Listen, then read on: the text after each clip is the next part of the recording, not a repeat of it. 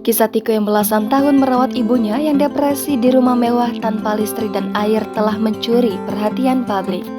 Tidak sedikit netizen yang penasaran dengan sosok Tiko hingga penasaran mengenai kehidupan pribadinya.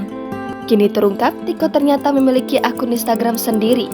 Keberadaan akun Instagram bernama @exalted_co milik Tiko ini belum banyak diketahui orang. Tiko memang tidak menyebutkan namanya secara lengkap dalam akun tersebut. Selain itu, Tiko tidak terlalu aktif mengunggah di akun Instagramnya. Namun, apa yang ia unggah di sana kini menjadi sorotan netizen. Dipantau Tribun Trends, Tiko terakhir membuat postingan pada 17 Oktober 2022 lalu. Dalam unggahan itu, Tiko tengah mengikuti kegiatan training yang diadakan oleh Tokopedia.